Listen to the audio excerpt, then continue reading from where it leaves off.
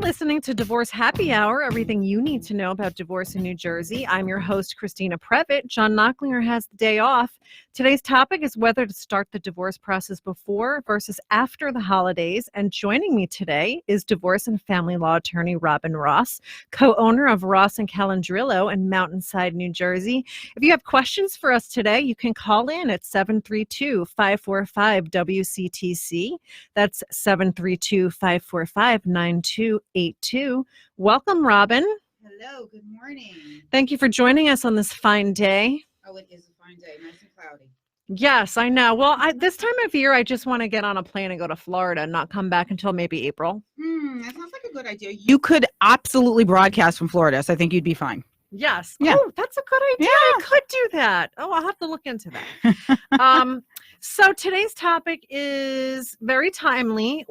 I think a lot of people, and you must experience this in your practice, a lot of people think that they should wait until after the holidays to start the misery of the divorce process. Yes. I think that we look at it in the divorce world as like January is like the boom month. Everybody comes in January, they're ready to file, they've gotten through the holidays.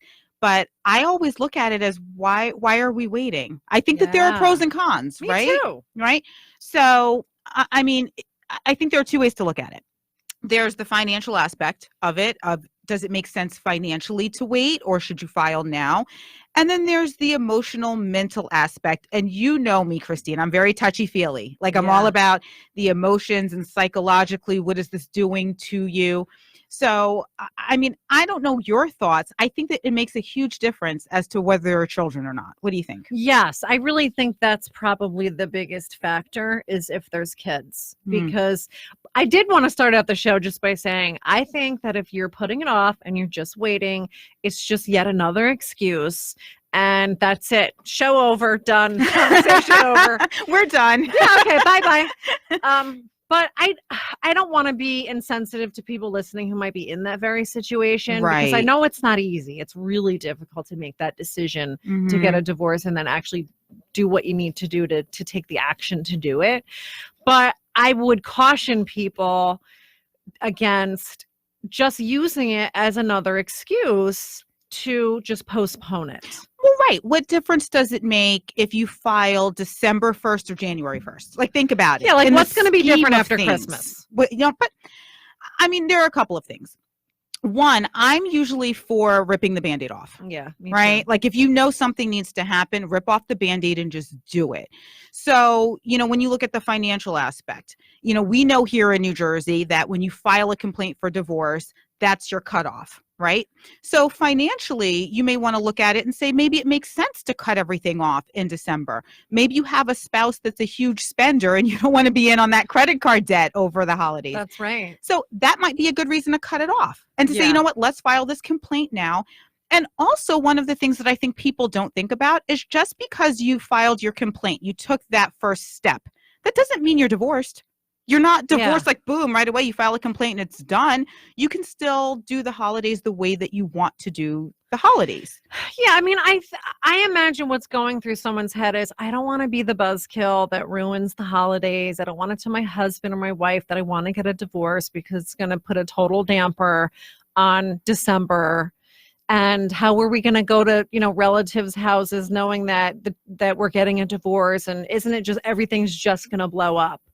And I would say that you're going to have concerns similar to that no matter when you decide to tell somebody that you want a divorce. It could be whatever it is. It could be some holidays coming up or everyone's going to know now. And is it going to be awkward with my in-laws and the kids are going to find out and the neighbors are going to find out. But you're going to experience that any time of year. It's just going to be a different thing. Right. There's always something else. It's going to be, I waited until after Christmas or after the holidays, and then now it's January, and then now my birthday's coming. Now it's the kid's birthday. Yes. Now it's his birthday or her birthday. Now it's my parents' birthday. Okay, wait, now it's Easter, so we can't do it now. There's always a reason or that you school. can't. Now I'm going to wait till the kids are done with school. I'll start in the summer. And then it's, I'm going to wait till they finish grade school. And then I'm going to wait till they finish middle school. And then I'm going to wait until they're done with high school.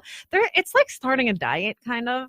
Well, yeah, that's You how I know? start all of my diets. All of my diets are next week. Yes, That's all. or January, right? Right, January. Everyone's gonna go on a diet in January. New Year's resolution, new year, new me, right? Yes.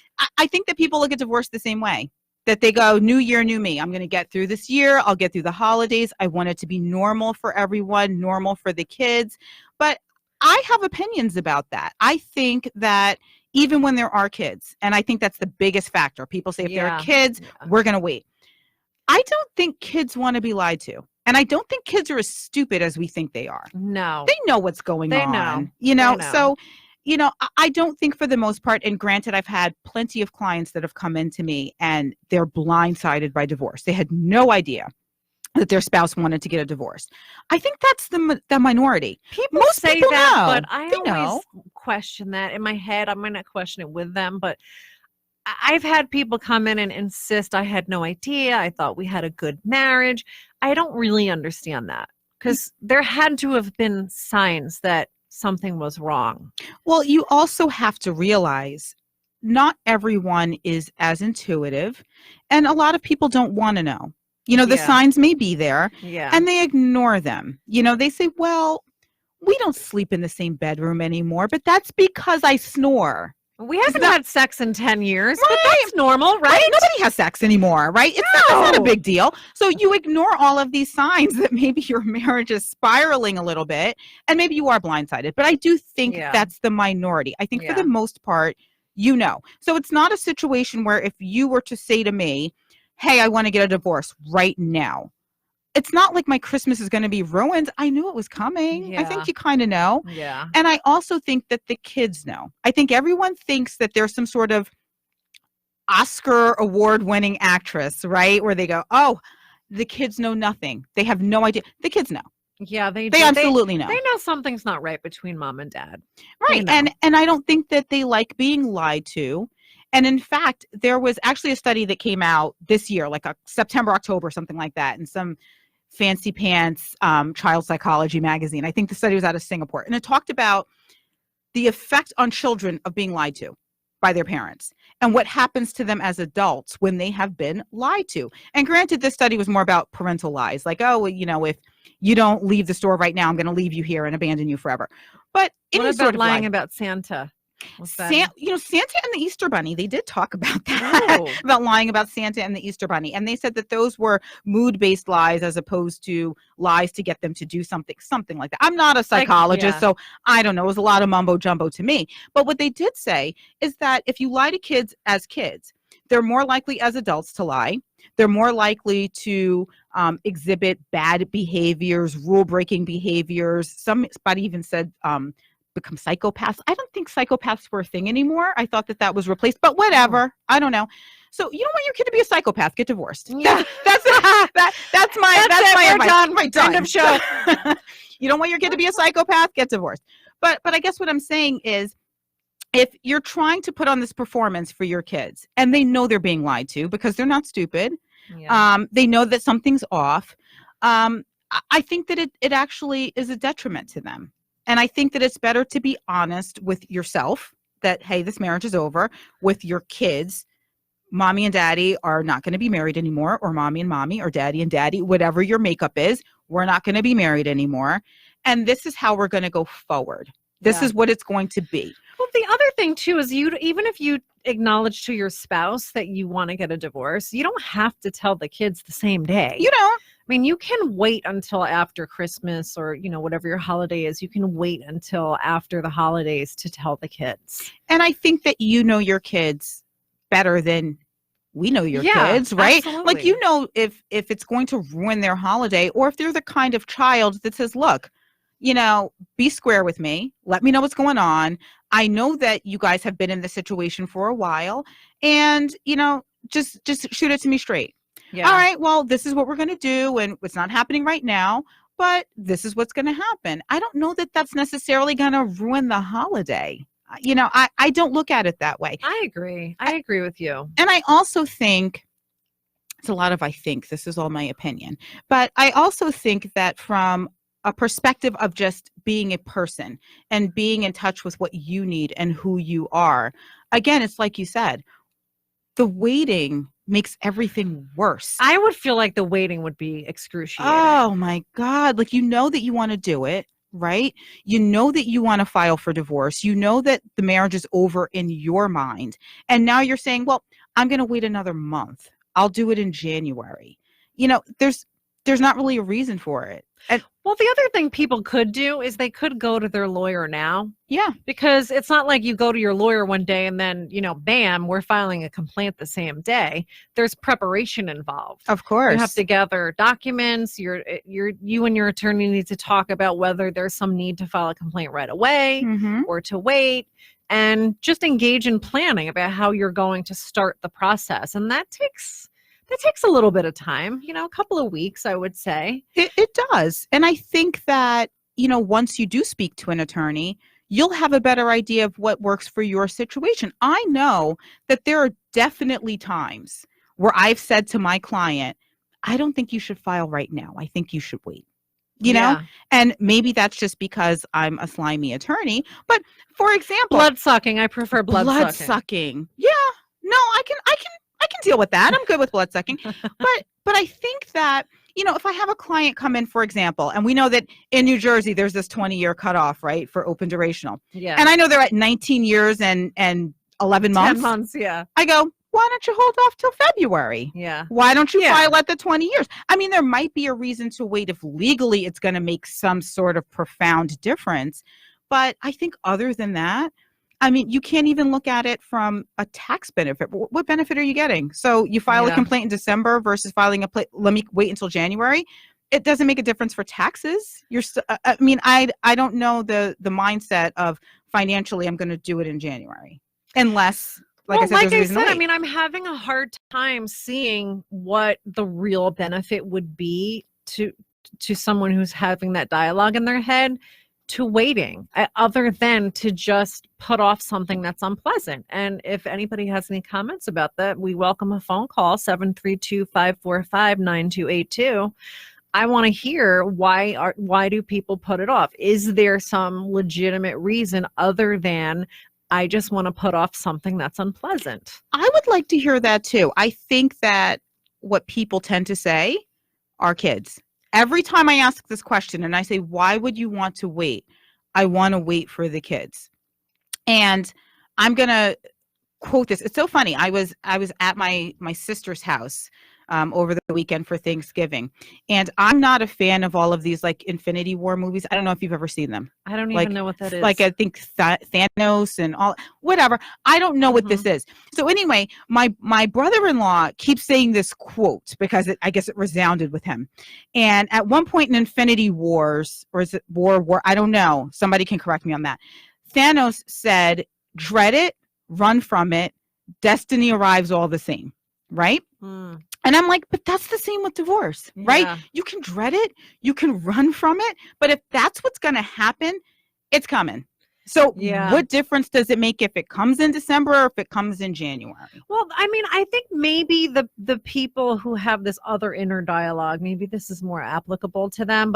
And I'm sure you get people like this where they say, oh, I just, he's such a nice guy. I just don't want to be with him anymore. And it's really hard for me to tell him. I'm dreading telling him. He's going to be crushed. And I think those situations are harder. So for them, they feel like they're going to be just blowing up someone's world, right, by telling them I don't want to be in this marriage anymore. So I think that's the appeal of putting that off, right? So what are your thoughts on that? Because for me, I can look at it both ways. I think that there's definitely a benefit in this world to being kind. So if it's not going to kill you, and if you think that January is a kinder time to do it, because you know that this person will be somewhat blindsided, like we talked about before, or it's going to crush your spouse. Maybe you don't want to crush your spouse over the holidays. Maybe you do want to give your spouse one more fake Christmas where, that's what it is. That's what it is. It's a fake Christmas. A fake Christmas. And, Christmas. Maybe you want to give them that because you want to be kind. But on the flip side of that, is lying ever kind? Even if I'm Yeah. doing it for you. Well, they've been know? lying, right? Haven't they? Though? Right, right. This is just my concern is if you want to wait until after the holiday because you want to be kind, as you Mhm. said. My concern is always sometimes we get into this moment where we're like, okay, I'm gonna do it. I'm gonna just pull off the band-aid. I'm ready. I'm gonna do it. I'm gonna do it right now. But I feel like sometimes if you don't take advantage of that moment, it passes. It does. So what I'm always afraid of is that the person who's like, okay, really I just have to do this. I want to do it now, but I'm gonna wait till after Christmas. I'm afraid that momentum will be gone by then. And then how much longer are you going to be there in that bad situation that you don't want to be in? A lot longer than you may think. I recently had a situation where my client and the spouse separated after 1 year of marriage. After the first year, they separated. They were How long had they been together? I think there was some dating time before that. They got married and divorced again, and then they got remarried, and so they got married, and then they were separated. They knew the marriage wasn't going to work, and they then got divorced 23 years later. So the reality of the situation is they always wanted to pull off the Band-Aid. At least I know my client did, but he was being kind. He was saying, well, I don't want to necessarily do that. I'm happy. She's okay. She has medical insurance, It's rationalizing. Yeah, all of these things to rationalize. And then 23 years later, when he finally says, you know what? I think I'm going to pull off this Band-Aid. Now, guess what? She wants half his pension for 23 years. She wants all of these things where he goes, we weren't even really married. But you were. There's no such thing as not really married. Right, but you are. There was no complaint filed. You were not divorced. That was your wife for the last 23 years. And because you decided that you didn't really want to pull off the Band-Aid, now this is becoming a litigation that it does not need to be. If you would have started this process 22 years ago, 23 years ago, whatever the case may be, there would have been no questions about what are we splitting? What about the pension? None of that would have happened. And now here we are. Yes, we've seen that a number of times too. And a lot of people do have that attitude, but we didn't even live together. I lived in another state for the past 20 years. It really doesn't matter. No. And usually what I see happen in those cases is they just agree on some arbitrary, middle of the road date. Right. But it's arbitrary. Yes. And then one person sort of ends up getting a windfall. Yeah. And that's exactly what ends up happening. But I do think that there is this within us as humans, there is this desire to delay the unpleasant. Yeah, there is. Like we know that it's not going to be nice, it's not going to be pretty, but to me, the sooner you start it, the sooner you end it. Yeah, and I would encourage you at least to go pick your attorney. Go see a couple of attorneys and select who you want to use, and then get the ball rolling, get them retained, and then you guys can talk about whether to file the complaint in January or whether to send your spouse the letter, the bad news, whatever it is, in January, because then at least you've already committed to something. Yeah. It's not just something that's in your head that you're thinking about, and probably more likely to go through with it than to let there be some other excuse now to put it off. I agree. And just to actually just throw in something I'm very passionate about is you always have the option as well of mediation. I love mediation. I think that it works very well for most couples. I'm going to say most because for some it doesn't work. If for example, there's a restraining order, it may not work. That might not be a situation, but there still are, even in restraining order situations, times where you can make the mediation process effective. So if you're thinking about this and it's something that you want to do and you're trying to make the process as pleasant as it can be, and let's be honest, it's never going to be pleasant. Like you and I know, it's never going to be pleasant. There's no such thing as a pleasant divorce. Right. And I've never had a client that said, this was just lovely. I want to do this again. I mean, it's no, it's not pleasant. No. But if you want to make it a little bit more pleasant or closer to pleasant, then you can less always less unpleasant. Yeah, I guess less painful. Yeah. You might then say, okay, I know that the holidays are coming. I'm going to go talk to an attorney, maybe I'll talk about mediation or just setting up that process so that my spouse and I can sit down with a neutral third party and work everything out amicably, and we don't have to go to court. I think that when people think of divorce, they think of like War of the Roses, or maybe something that younger people will know, because I don't think they know War of the Roses. I know War of the Roses. But I think that's what they think of. I think so. I think oftentimes, and this isn't just about divorce, but it's about a lot of things. We imagine things being so much worse than it actually ends up being. Right. Not that I'm not to say that it's not going to be great, but anytime you have to ask somebody, something that you've been dreading, like having to bring up something, even if you're in a relationship, maybe you don't want a divorce, but there's something that's been bothering you. Yes. And you have to bring this up with your partner. We dread that because we conjure up these images in our heads that it's going to be so far worse than what I do this all the time. I do too. And it's usually not nearly as bad as you think it's going to be. Right.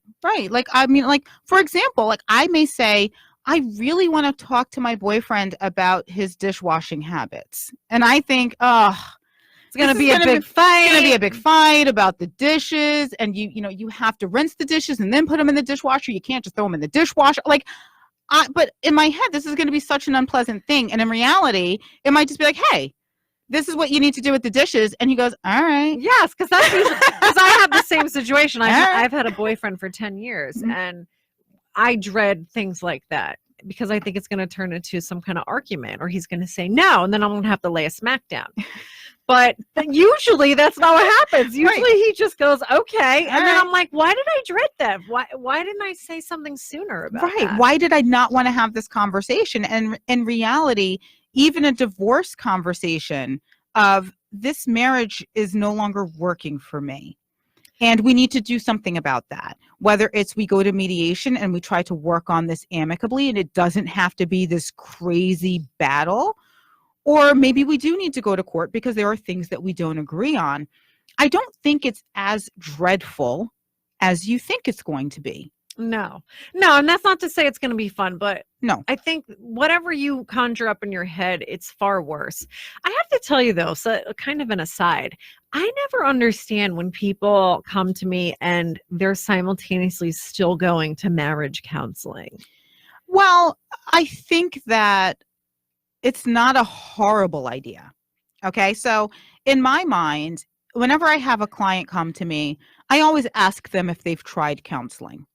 But I think that counseling, as far as marriage counseling, a lot of times what it's doing is actually helping them to communicate with one another better.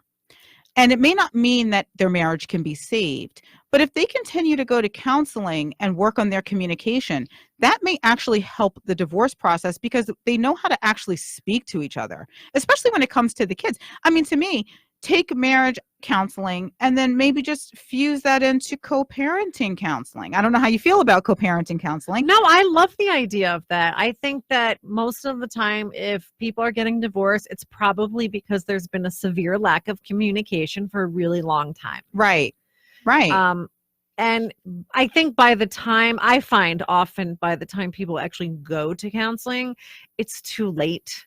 I think they need to go sooner. I think so too. I think counseling is, in fact, I think everyone needs to go to counseling. Yeah. I'm a big fan of counseling. I've never been, so I'm very hypocritical about that. I know. What? Oh my God. But I would love to go. Well, it's one of those things, just like putting off the divorce. I'm putting off finding a therapist. I'm putting off when I'm going to make the appointment. I'll do it later. I got something else to do. But in my head, you're like, but there's nothing wrong with me, at least not right now. But that's more of a reason to go, is that you go, you get your thoughts out, you communicate with somebody who is, like I said, non-biased, a neutral person that's not in your world, that's going to give you their views of what's happening. Yeah. But I think it's the same thing for couples. I don't see the detriment of, even if you're in a healthy marriage, go to freaking counseling. The only time that I see it as problematic is when the person who wants the divorce is not communicating clearly. I want a divorce. We're not saving the marriage. Right. I don't want to be in the marriage anymore. And I think sometimes the other party, the one you're sort of dragging along, sometimes if you're not clear with them, they interpret the marriage counseling as, oh, well, we're trying to work things out. Like they Yeah. block out the fact that we have divorce lawyers. Someone has filed a complaint. And they still think that there's still hope. And I think it's false hope. Yeah. And it's really not fair to that person to not be very clear with them that we're getting a divorce. I'm not going to counseling to try to work on our marriage. I'm going to counseling because we have children together and we still need to co-parent, and I want us to do that effectively together. But I think that's why you have to change the name of the counseling. I think even with the counselor, and if you want to use your marriage counselor, fine. But if you say we're no longer in marriage counseling, we are now in family counseling, or we're in co-parenting counseling, because the reality is this marriage is ending and we still need to communicate with one another about our children or about whatever else there may be. Sometimes there are other things tying people together, whether it's even parents. Sometimes, we both love grandma and grandpa and we're all going to be around them. So, we still need to act as, polite people, maybe not civil. Right. And you can still be a family, even if you're not married. Well, yeah, I mean, I think you are still a family. Right. If you have children together, you're still a family. Right. You might be, I don't want to say divided family. I wish there was a better word. I can't think of a better word, but I don't, I'm always looking for a better word. I don't like, I'm not even going to say don't like, I will be extreme. I hate the term broken family. Yes, I really hate it. They're not broken. There's nothing broken about it. And then I know that, for non-divorced families, they'll call them like an intact family, but then that still means what does that mean if you're not intact? You're still a family. I like the expression blended family, but that's usually referring to something different. Right. If there are other, spouses and children. I don't know. I think that we need to task ourselves with coming up with a better, with a better word or a better term than broken family. We do, because a lot of people think, and because I get so much negative commentary on our Facebook page, we get a lot of positive stuff too, but there's always somebody who will post something that we're blood-sucking lawyers and we just break up families and we're doing terrible work. And, I'm sure that you must hear this. And it's really indicative of what the mentality is about us and what we do. We're not out there breaking up families. I'm not knocking on doors and saying, hey, you want to get a divorce? Are you mad at your wife today? How about you get a divorce? I'm not doing that. And actually, when people come to see me, a lot of times people are looking for some affirmation that they're making the right decision. Right. But I really don't like to get into that. I'll just say, look, this is a very personal decision. It's one that only you can make. And if you feel like you need some feedback, then I would highly recommend that you see a counselor so that this is something you can talk about with a counselor. I have cards of therapists on my desk. Like I hand them out, like I sprinkle them around like Skittles in my office, because, even if you don't want to try marriage counseling, and I do typically ask my clients if they've tried, because I'm not an advocate of divorce. I don't say everybody go out and get divorced, but it's a reality. It's a reality that almost 50%, I think, what is it, 45% now? I keep 48%? hearing hovering around. Somebody told me 60% the other day. It's not 60%. I don't think it's that's 60%. Crazy talk. I'd make so much more money if it was 60%. It's not, but I guess what I'm saying is it's a part of life. It may happen. I mean, one out of two people that will probably get divorced. So it's not an awful thing. I don't think that it should be something that's shunned. But at the same time, I don't advocate. I don't go around and say, you need to get a divorce. You need to get a divorce. Everybody get a divorce. I would never tell someone just go get a divorce if it wasn't something that they were already talking about. Right. And maybe you need counseling yourself, just your own individual counseling to get through the divorce process and the decisions that have been made, especially if you're the person making the decision. That can be hard. I know they look at that person as like, oh, you evil, you broke up the family. But that's a really hard decision to make. And I don't think anybody's made it lightly to say, I'm ready to end a marriage. It's not the breaking up of the family. It's not the separation of the family that's damaging. It's the way that people treat each other when that's happening. So if you, and it may shock you, but this can happen. I should get some couples that can come on and talk about the ones that did have a very amicable divorce. They're out there. And we don't see them for very long because they meant that, they take care of business. They're in and they're out with their lives. Yeah. But there are people that can do that. And that's always the best way to do it for you, for your spouse, and for the children. So it's not the separation that damages the children. It's all the hate and the That's how you do it. vitriol. Yeah, it's screaming at each other, being disrespectful to each other, dragging the kids in the middle of it, even if it's just implied, forcing them to take a side. Yeah. That is all what destroys the children. So, well, I think that in my view, that kind of brings it back to the holiday issue. It's all about how you handle the holiday. You can file a complaint for divorce or go, consult with an attorney and do all of those things today. And that doesn't mean that at Christmas time or Hanukkah time, or I don't know what other holidays are coming up time, that you have to then be a horrible person. That you have to say, well, I've seen an attorney, so now all of a sudden, we're going to be mean to each other and yell at each other and scream at each other. And in fact, I think that if you're putting it off, that's more likely to happen.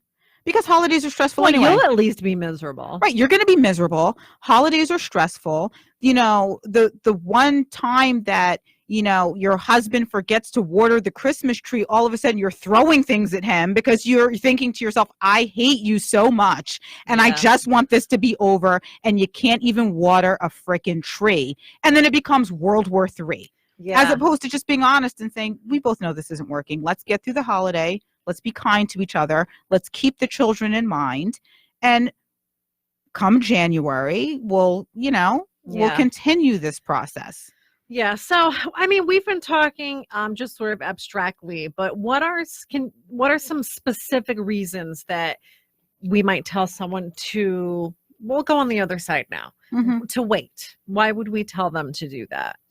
I think that number one, like I said, if there's something very, very concrete, like I talked about the length of a marriage, and I think it might be more beneficial for the person to wait to file maybe into the new year. That might be a reason I would tell them to wait. Honestly, if you look at a person, and I'm not even looking just at the black and white financial things, but if you look at a person and I've had a client that's come in and that they're not sure.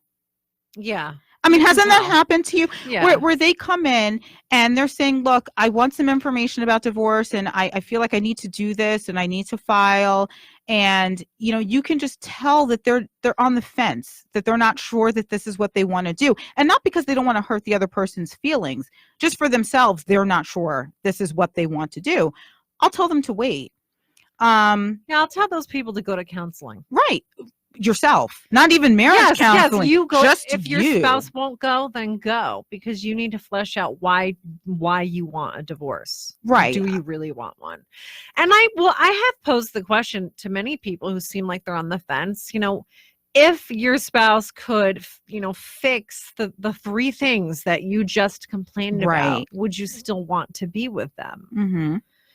And, sometimes actually it's a wake up call for them, because they'll just be like, no, I still wouldn't want to be there. Then and that provides some clarity for them. But then other times, there's some question. Well, I guess maybe if he or she could fix that one thing, things would be better. So those are the people that I say, well, maybe it's not really a divorce that you need. Maybe you need to communicate better with your spouse. Well, yeah. I think that for the most part, I have found that even in those situations, people will come in and they'll say, yeah, maybe this can be fixed or that can be fixed. Honestly, they usually come back. They do. Because if you're sitting in my chair, this has been going on a long time. Yeah. Ending up in the attorney's office is a huge step. It's very different from, the 3 a.m. Googling of, how do I get divorced? He didn't unload the dishwasher. I'm calling a divorce lawyer. Yeah, that typically doesn't. But you never know what's going to be the straw that breaks the camel's back after all. But yeah, it could be. But I think that there's that. And again, to get into more of my blood-sucking rule, there are also times financially that I might say to somebody, like, hold off. Like if for example, a bonus is coming. Yeah. maybe big wait, bonus. maybe this is not the time Or to someone just lost their job. yeah. Maybe let him find a job first, or let the wife find her job first, because Right. they're going to fight over that. Right. If you know that there is an issue that may be addressed rather quickly, and you say, maybe don't upset your wife or your husband over the holidays when you know that she gets her big bonus on January 15th and you're planning to, redo the kitchen, which may then increase the value of your home, which might be to your benefit. Yeah. Or maybe tell them before you redo the kitchen, because don't waste your money on the kitchen. Right, because don't waste your money on the kitchen, Yeah. unless you're thinking to yourself, well, once we sell this sucker, we're going to get a little bit more money. So why not let her put a bonus into it? I don't know. I mean, I know that might be a little bit of a slimy thing to do. But if there are things that are coming up in January and you're thinking, why upset the apple cart for this holiday? I don't know. Then it may not harm you. But then, if you're the one that's getting the bonus. And that sucks. This comes up. I know, right? This comes up more. I think I see this when someone has restricted stock units, or they have stock options, and it's on a vesting schedule. Yep. Or they're about to get a new grant. And, the law isn't exactly black and white on that. And even if it is, you still get attorneys that try to pervert what the law is. Right. And, try to get someone more or less than what they should be getting. So I always tell people, if you're about to get a grant, let's just file the complaint. Right. Or if something's about to vest, maybe there's a reason to file. Yeah. If you're the one who owns them. I mean, I've filed a few complaints here in December. And I think that a lot of times when there's a financial motivation to filing, it is usually because the person that's filing is afraid of something. Yeah. It's either, they know that they have a spouse that spends like a drunken sailor. They've found that there are credit cards or debts that they don't know about, and that's frightening to them. And they're really looking to stop the bleeding. The holidays aren't really even a thought in that. It's just, no, I need this to end right now. I need this complaint filing date to stop whatever is happening. I know that she's looking into taking out some huge loan or doing, something that I want no parts of. So I'm going to file this complaint now. And a lot of times it is, despite what I just said, tied to the holidays, because people go, oh, the holidays are coming. We're going to spend $20,000 on Christmas. No, you are. Yeah. I'm not spending $20,000 on Christmas because I don't agree with that. And then when it comes to things like bonuses, I know that you and I can probably geek out and talking about the equitable distribution of things like bonuses and whether they're, for the year before or whether they're for work to be performed. I mean, there are all of these things that you can look at as to whether a bonus is going to be in the pot or not. But like I said, much like you, if you know that there are some RSUs, that there's a grant about to happen or some things, I always say, look, why not err on the side of caution and go ahead and file and, get that date.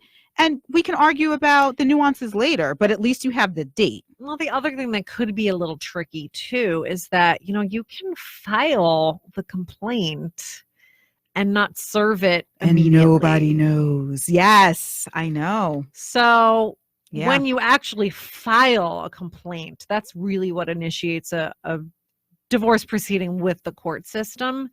And I don't know the days off the top of my head, but when you file, you mail it to the court. It probably takes a good week or two. To come back. I used to say a week or 10 days before you even get the filed complaint back, and you can sit on it for a minute.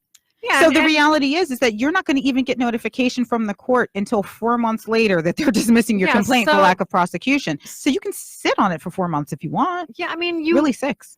So if you go to your lawyer and they file a complaint in December, your spouse isn't necessarily going to know about that. But then there's more lying. I know. Now we're back to the lying. Well, that's why we're being blood-sucking lawyers. Yes. And that's why people hate lawyers, because we do these little tricks. They hate us until they need us, though, Christina. Yes, it's true.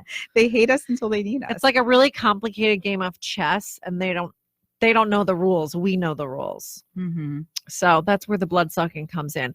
But you like it. You guys want a blood-sucking lawyer when you go and get a lawyer, right? I mean, you don't want some wimp. No, I don't think anybody comes into my office and they say, you know what, Robyn, I would really like you to be as much of a wimpy pushover as possible.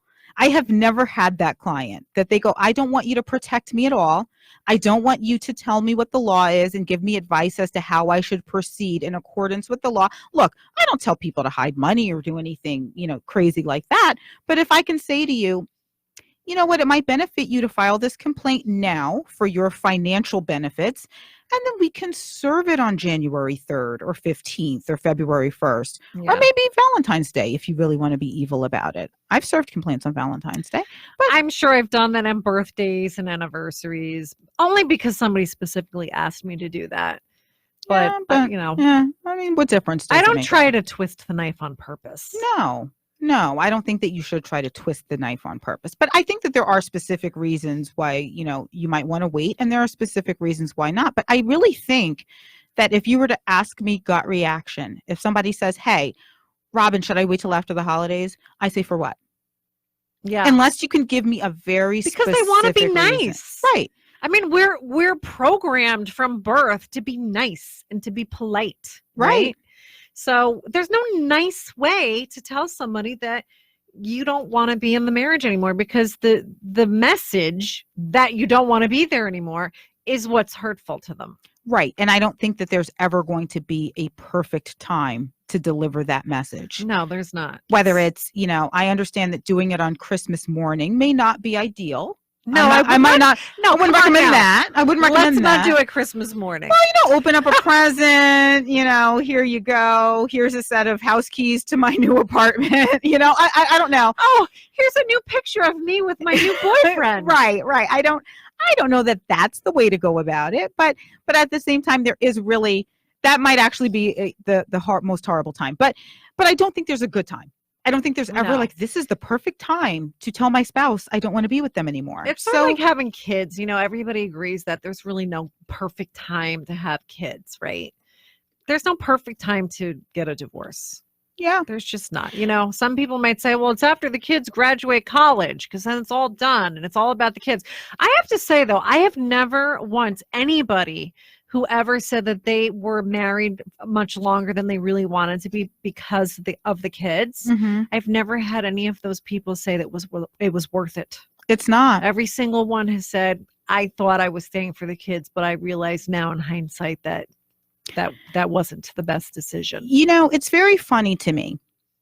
I have a very good friend, and in my view, her parents did just that they waited until she graduated from high school and went off to college. And then that's when they said, okay, we're going to get divorced. I think that was the worst thing that they could have done, because like I said, she's not an idiot. She's probably one of the smartest people I know. So she grew up seeing her parents sleeping in separate bedrooms. Dad is going here probably to go hang out with girlfriends. Mom is, going and doing her own thing. And there was so much tension in the house that I think that consciously or subconsciously, she internalized that as that's what a relationship is. And I don't think she's had a healthy relationship since that. Yeah. I always tell people that you have to be very mindful that you are a role model. Like you and your spouse are a role model, and you're modeling what a relationship looks like for your kids. And would you want your child to grow up and have a relationship like the one you have? But children do what they see. Yeah. Right. So if the answer is no, I would not want my child to grow up and have the same relationship, then what are you doing there? I agree with you. I think that we're both probably pretty equally skewed towards there's no reason to wait. Well, that's why you're on the show, Robyn. Right. So I can say, Christina, you're right. You are absolutely right. But I think that there might be some very specific reasons why it makes sense to wait. But I don't necessarily see a reason to delay the inevitable if you know that it's coming. And no, I don't in any way say that you need to make it painful or you need to do it in a way that's going to be overly hurtful to your spouse. I don't think that that's necessary. But at the same time, I think you need to be honest with yourself. And I think that you need to be honest with your spouse and with the children. And I never think, as much as we want to be kind, I never think that lying is kind. I agree with if you're living a dishonest life, I don't think that you're really being kind to who you're trying to be kind to. And I don't think you're being kind to yourself either. No, I think they're just excuses that we tell ourselves. I did make a very short list of the pros Oh, of okay. waiting. Some of it we've talked about already because I want to be fair to people at home that are like, no, I'm waiting till January and Right. you don't know what you're talking about. Mhm. But maybe we do. Maybe a little bit. So the one was maybe enjoy the pleasure of putting things off, but again, I wanted to emphasize that you're sort of just fooling yourself. But some people may feel like, you know what? I know that this is going to be difficult and I don't want to do it in December. Right. I don't want to deal. Just don't want to. Yeah. So I respect that. If that is the case, I would still encourage you, as we've talked about already, at least get your lawyer in place. Do Mhm. something behind the scenes that doesn't actually alert your spouse that there's anything going on yet, because then at least you are taking some steps, Right. and you'll be less likely to find another excuse in January to put it off. Mhm. And again, you mentioned the bonus, if there's some bonus, but you know what? I think most people for the year before, doesn't everybody get their bonus in March? I think they either get them in March. I know a couple of people that do get them in January or February. I also know some people that they give out bonuses in December. It's like a Christmas end of year bonus. Yeah. So if that's the case, then bonus is already in. But you know, you don't have to wait necessarily until the person receives the bonus, because if you file at the end of December, or you know what, even if you file anytime in December, I don't see how there can be any legitimate argument that that bonus was earned for 2019. Right. And just because you filed on December 15th doesn't mean that you didn't still get the benefit of all of those earnings throughout the year. I agree. So I don't really think that planning your divorce should really revolve around a bonus. I don't think so either. There's so many Yeah. other things that go into a divorce Yeah. that one bonus is not going to be the make or break. I mean, although there are some people that the bonus is the lion's share of their income. But if that's if the they're in case, sales or something like right, that. that's not going to make a huge difference, because like you said, if that was a bonus that was earned for that year, that doesn't mean because you filed in, December, okay, well, never mind. And you're still entitled to it. The only thing I would say is because I know a lot of people do this, they will actually live on credit cards until they get the bonus. Yep. And then which I don't recommend, but a lot of people do this, and then they'll take the bonus and they'll just pay off all of the debt. Right. So if you are worried that, my spouse is going to get the bonus now in January and maybe he or she is not going to use it to pay off all the debt, that might be a valid reason for waiting a little bit. I think so, because if you know your spouse and you say, look, my spouse is going to be pissed and maybe, she's not going to do what she usually does and pay off all the credit cards with her bonus because she's mad at me that we're not going to be married anymore. And she says, you know what, you figure out your own debt. Yeah. And, I don't want to get into a whole legal analysis of that. Right. But if you're thinking that might not be the case. So consult with an attorney. Exactly. Because you might be worrying about something that really you shouldn't be worrying about.